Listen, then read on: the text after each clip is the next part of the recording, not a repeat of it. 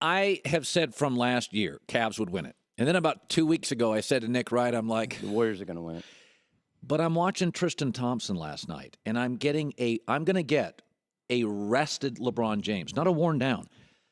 And not just last night, but I'm watching, Doug, and this is the Cavs team that I think can beat the Warriors. Do you? I vacillated with the exact same kind of pace that you did, right? Start the year, I'm like, dude, Cavs, too mentally tough, too physically tough. LeBron is the ultimate mismatch, because Draymond can bully everybody in the league. He can't bully that guy. I like the Cavs. Then I watched them, and the Warriors gave away the game in Cleveland after having a big lead, and then dominated them when they played in Oakland. And I was like, the Warriors just have too many weapons.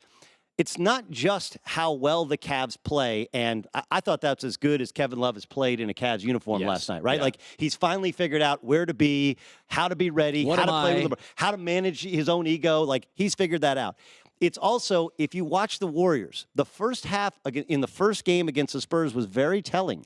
They were getting beaten up on the offensive boards because Kevin Durant's been a lot of things throughout his career. He's never really been forced to rebound, and he's only challenged himself to play defense last year in the playoffs and this year throughout the season. Like, it's hard to remake yourself.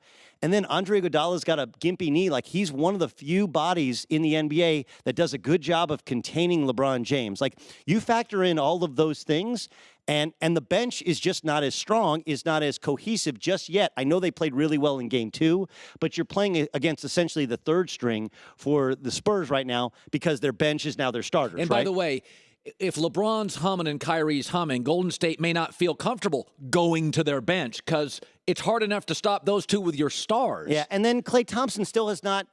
If Klay was playing as comfortably within what they're doing as Kevin Love is, right? He's not. He's not. And so, look, can they figure it out?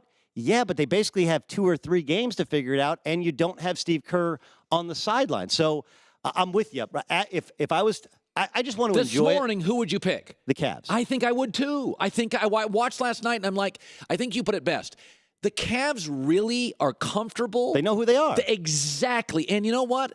It's why I picked New England over Atlanta. I knew Atlanta was younger and had more a compilation of better talent. But I kept thinking, fourth quarter, 8 minutes to go. Who knows exactly who they are? New England. I think it's going to be a long series. And in the end, you know something I watched last night, Doug? Like, I still think Golden State comes down occasionally, and they're not sure. They're thinking, who gets this shot? Yeah.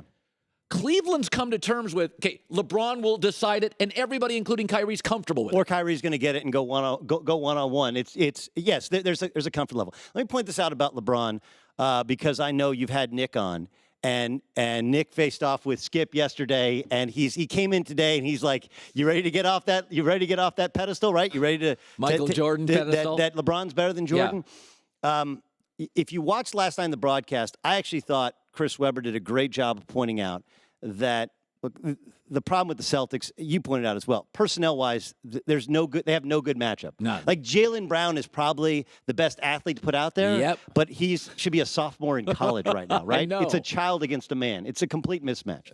So styles make this fight, and they could call this fight now, and no one would be the worse for it. But the fact is that the way in which you have to play defense in the NBA now, it's the perfect storm for LeBron to be LeBron. He is the most physical guard we've ever had, the most athletic 6'8", 260-pound, point forward. He played a lot of power forward last night we've ever had. True. And you are no longer allowed to steer a guy defensively. It's an impossible comparison to Michael Jordan because had he been playing in the 80s, or excuse me, in the 90s, any of the Charles Oakley defenders or a Dennis Rodman defender, pick a defender, a Scottie Pippen, they put an arm on you and they steer you, and you can't simply back guys down. You can't isolate and then create shots with space. It's a completely different game, and his ability to play bully ball, hide some of his weaknesses. That's what they call it. It's bully ball. It's exactly, and all the former NBA guys, they'll sit there and go like, look, he's great, but you can't compare him to Jordan because Jordan couldn't play bully ball. You couldn't do it. And Jordan had a lot more skill in the low post, a lot more skill as far as creating his own shot. He wasn't as big. He wasn't as strong. Wasn't as good a passer.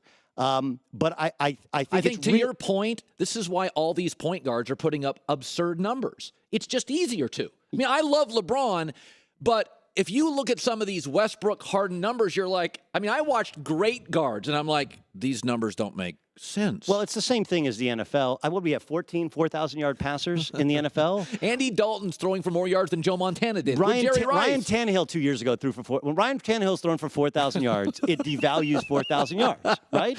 So the point is that it's really, really hard to compare. Instead, just enjoy it and wait for the Warriors and the Cavs and how that thing plays out. But as of now, I'm in your camp. I would favor the Cavs, but I'm rooting for 7 great games.